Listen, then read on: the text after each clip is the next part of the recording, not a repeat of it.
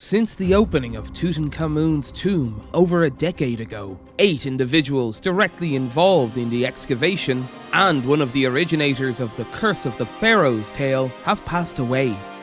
It's a spine-chilling story, isn't it? And incredibly mysterious. Hello everyone, welcome to our channel. Today, let's uncover what truly transpired for those who first discovered the enigmatic sarcophagus. We'll also explore the perspective of Arthur Conan Doyle, the creator of the renowned detective Sherlock Holmes, on this matter. Sounds intriguing, doesn't it? Well then, let's dive in.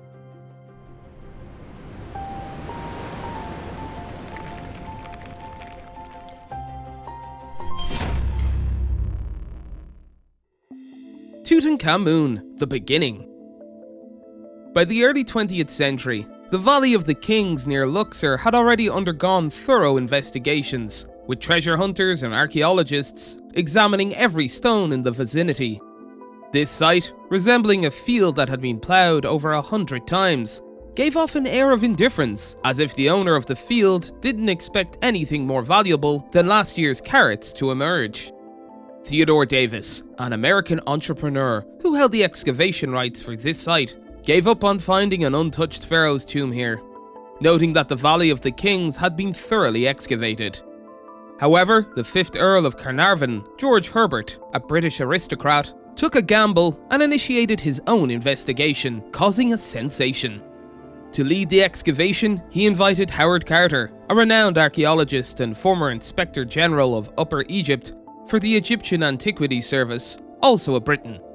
After several years of work, on November 4th, 1922, the excavators finally discovered treasures. The tomb of the young pharaoh Tutankhamun was nearly untouched, hidden beneath the debris of other structures, patiently awaiting discovery by researchers. It turned out to be a place where discarded stones from previous excavations had been left. The opened tomb. Tutankhamun's tomb was looted twice in ancient times, but the ancient Egyptians repaired and sealed it, leaving behind many intriguing artifacts. For the next 3,000 years, the tomb remained buried under the debris of other structures, preventing treasure seekers from reaching it.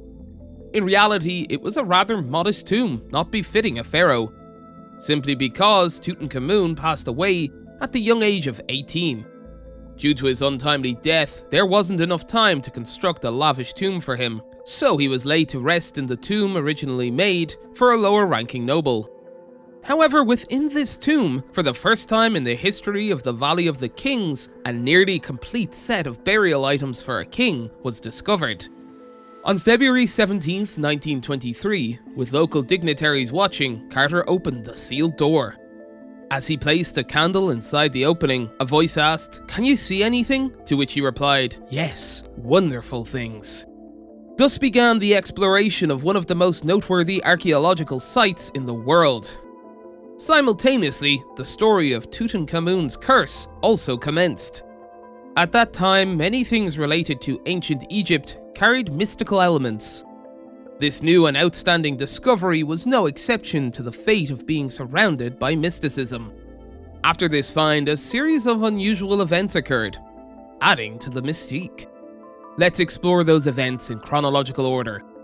But for now, let's proceed with the narrative. The first tragedy. On December 22nd, 1922, a letter from one of the excavation participants, James Henry Breasted, was published in the New York Times. According to the letter, shortly after the excavation began, a cobra living in Howard Carter's house ate a bird. If not for the legend that cobras would strike down the enemies of pharaohs, this would have been an ordinary occurrence. However, the media quickly turned this seemingly inconsequential story into an ominous omen. The seemingly trivial incident gained serious attention when, on April 5, 1923, Lord Carnarvon, the organizer and sponsor of the excavation, passed away. His death occurred just 4 months after entering Tutankhamun's tomb. Lord Carnarvon's demise was attributed to a mosquito bite. He had cut the bitten area with a razor, leading to infection and eventual death. considering the theory that Tutankhamun himself died from an Anopheles mosquito bite was an eerie twist of fate. The story drew attention after a letter was published in the New York World. The letter's author was Marie Corelli, a mysticism enthusiast and well-known writer at the time. She claimed to have warned Lord Carnarvon about the curse she read about in ancient texts. The curse stated that anyone who disturbed the tomb would face death. Regardless of its authenticity, the letter was made public at the end of March, before Lord Carnarvon's death due to the infection. Marie Corelli, known for her eloquent writing and a penchant for deceiving people, might have sought some attention with this occasion, though her true intentions remain unclear.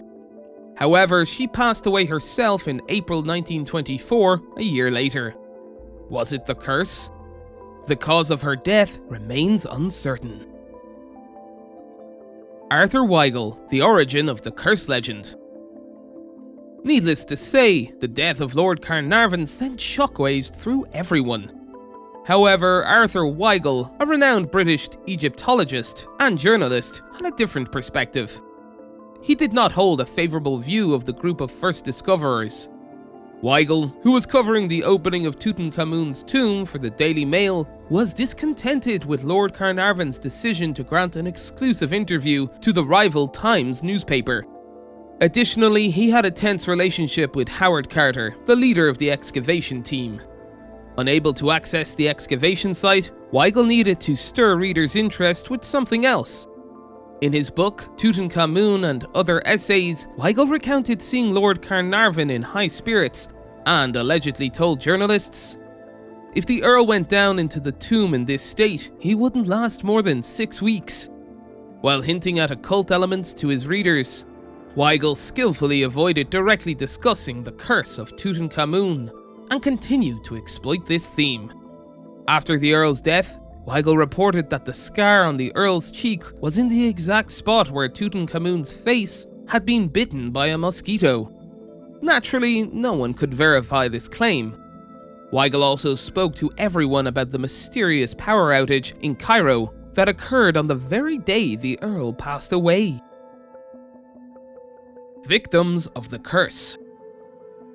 Lord Carnarvon and the writer Marie Corelli were among the casualties.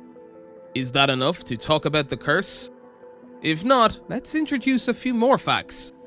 Just a month and a half after Lord Carnarvon's death, wealthy financier George J. Gould passed away on the French Riviera.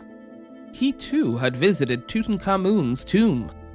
The cause of death was a fever contracted in Egypt. Furthermore, on July 10th of the same year, in a room at the Savoy Hotel in London, wealthy businessman and prince Ali Kamel Fahmy Bey, who had witnessed the tomb's opening, was shot dead. His wife, Margaret Marie Aliber, a former high-class courtesan and once a mistress of Prince Edward, the Prince of Wales, was the one who shot him. What started as a typical marital dispute ended tragically, but later, the perpetrator was treated as a victim of an Eastern tyrant and was acquitted. Perhaps the explicit letters from the Prince of Wales that Marie Aliber possessed influenced the judgment of the British court. What do you think? In the same year of 1923, Lord Carnarvon's brother died of sepsis following a dental surgery, and in 1924, 2 more individuals associated with the excavation passed away. Radiologist Sir Archibald Douglas Reid died of an unexplained illness, possibly related to X-ray exposure, which was not well understood at the time. Another victim was Lord Lee Stack, the Governor-General of Sudan, who was shot in his car by a group of Egyptian students. In the following years, there were several more mysterious deaths related to Tutankhamun's tomb. Archaeologist Arthur Mace also passed away.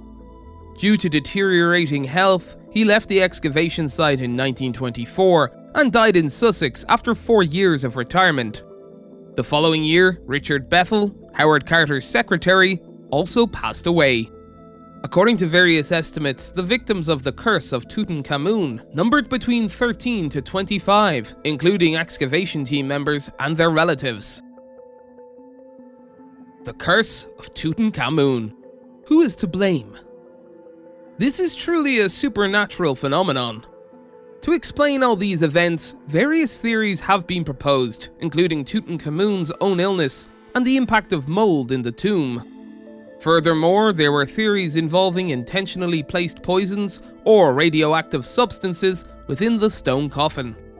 Even Sir Arthur Conan Doyle expressed his own theory, suggesting that Lord Carnarvon's death was the result of a strange elemental created by the priests of Tutankhamun to protect the royal tomb. However, the archaeologist Howard Carter, who discovered Tutankhamun's tomb, lived another 15 years, passing away at the age of 64 from natural causes. But wasn't he supposed to be the first victim of the curse? With that, I would like to conclude today's video. Thank you all for watching. I hope you enjoyed this video. Overall, when it comes to the story of this curse, rationalists and mystics take different positions. What are your thoughts on the curse of Tutankhamun? Please, share your stance in the comments. And of course, if you could like this video or share it on social media, it would be greatly appreciated. I sincerely thank you for your support. Now, it's time to say goodbye, but only for a little while, as usual. Everyone, see you again soon. Goodbye.